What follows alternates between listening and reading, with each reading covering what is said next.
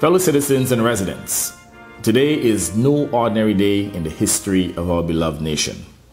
It is a day in which we celebrate 40 years of independence under the theme Resilience, Reflection, and Recovery. Our achievement of independence on November 1st, 1981 was the most decisive moment in our nation's history. Our people took charge of our own affairs, wresting them at last from the grip of a colonial power that for centuries kept previous generations either enslaved or exploited and in a state of underdevelopment. We owe an historic debt of gratitude to all those generations of our forebears who, despite the most severe of punishments and deprivation, never relinquished the ambition of freedom or the struggle to attain it. It falls to us to honor their lives, their unrelenting fight, and their sacrifice. I know that the things that unite us, such as our forebears that we honor, our shared hopes and common aspirations, and our love for our country, far outweigh what divides us.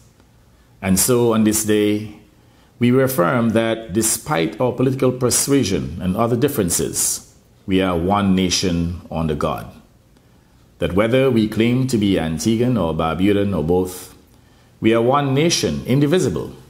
That irrespective of our religion, color, creed, or class, we are all one people, one nation with a common destiny.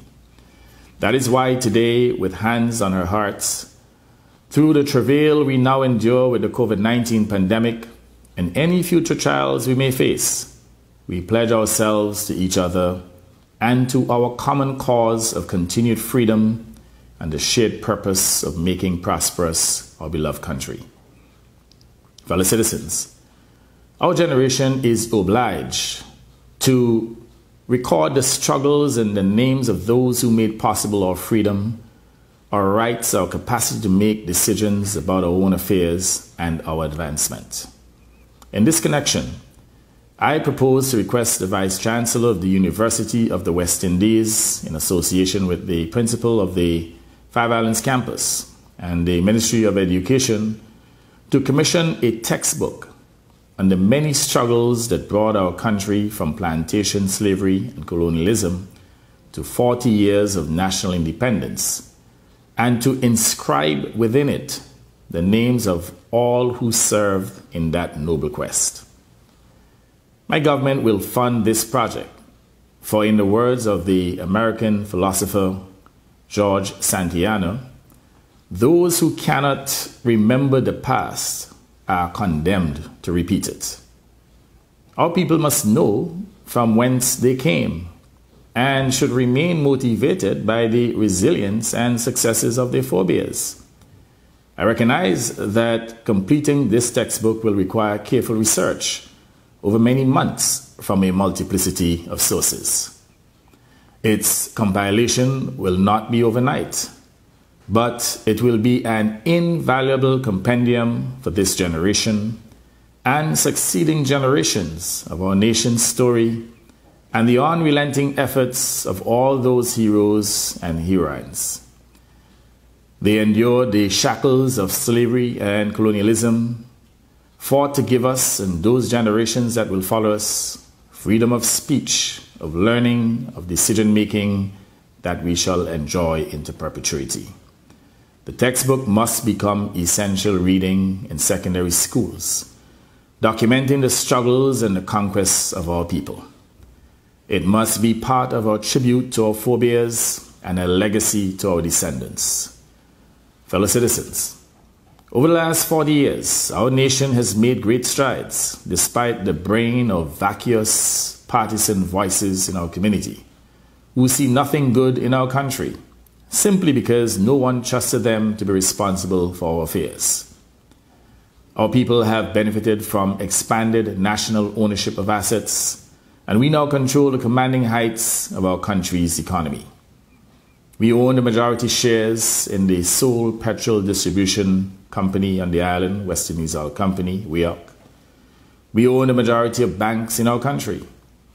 We have 2 seaports, We have the most modern airport in the Caribbean, with a second to be completed on Barbuda by the middle of next year. We own the Halcyon Hotel property, and the government will soon acquire the Jolly Beach Hotel. In addition, we enlarged and upgraded health facilities, expanded and increased our secondary school plant, established a high-class and affordable university, and we also provided better quality jobs and expanded car and business ownership. Despite the socio-economic ravages of COVID, our country still enjoys one of the highest per capita incomes in the Latin American and Caribbean region. There is a housing revolution taking place in our country, resulting in affordable, resilient housing that is far superior to what they were 40 years ago. Our tourism product is still rated amongst the best in the world, despite the effects of the COVID-19 pandemic. And we have more persons on university scholarships per capita than any other country in the Caribbean. It is significant that our university campus at Five Islands is the first in the Caribbean to be linked to the prestigious and internationally acclaimed Harvard University's School of Business.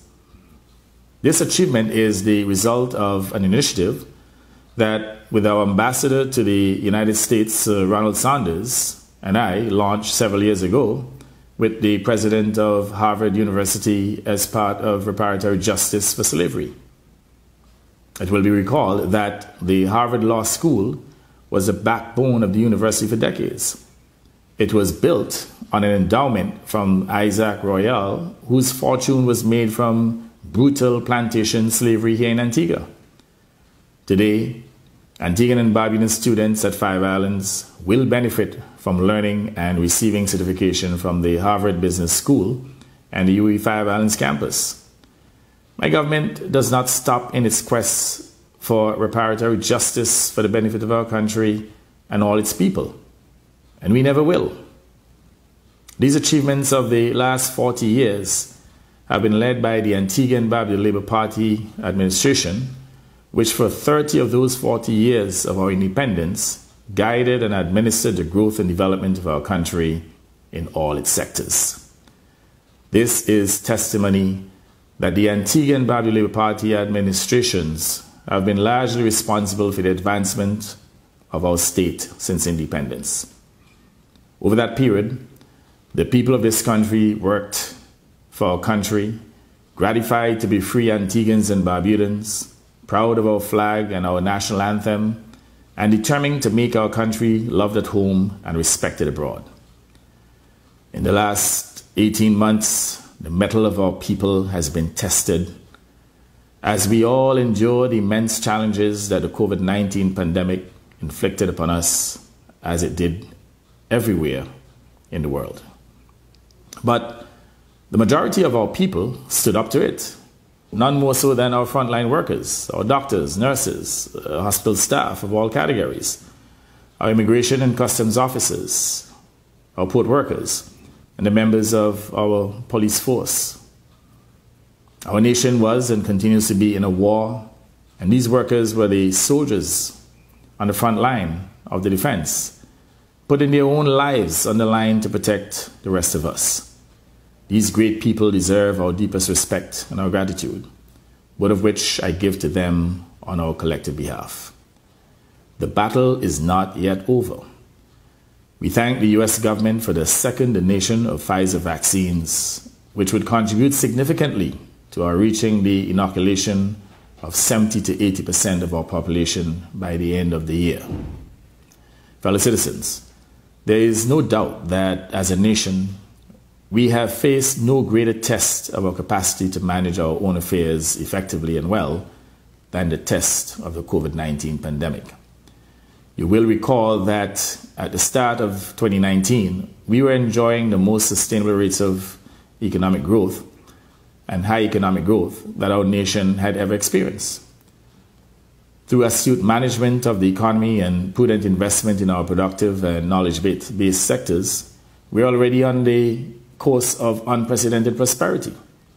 And it should be recalled that just 5 years earlier, in 2014, my government had inherited an economy in shambles. 25% of our gross domestic product had been squandered by the former UPP administration. Unemployment had catapulted to more than 22%. The government's debt, which stood over 104% of GDP, was squeezing life out of the economy, and infrastructure was crumbling. Debtors were closing in, and the International Monetary Fund, the IMF, had a stranglehold of conditions governing the country.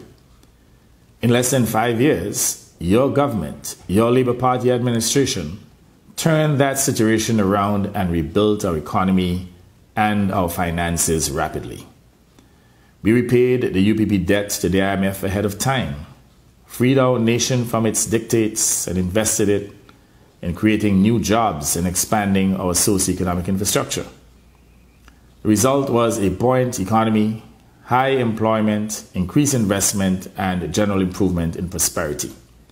Throughout the last 18 months, amid the savage blows of the COVID-19 pandemic, it was that the same astute management and careful investment of resources that caused us to expand and improve our health services, save hundreds of lives, protect livelihoods, expand infrastructure, as we continue to support the poor and vulnerable, and at the same time limited the amount of debt accumulation.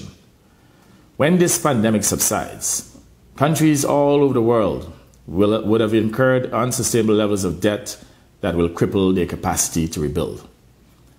Their debt servicing levels will be so high that there will be little left to grow their economies and care for their vulnerable. Similarly, our debt to GDP has risen precipitously from the reduction in GDP and increased borrowings to fund our response to COVID. Despite this increased debt and the challenge associated with it, we will ultimately be in a better place. Yes, we will resolve the debt burden created by COVID and ultimately would not have added to its burden on the shoulders of this generation or the next. Fellow citizens, I'm not downplaying the crisis that now confronts every economy in the world, including the largest and richest economy, the United States. The global economic circumstances will affect us as they have done in the past.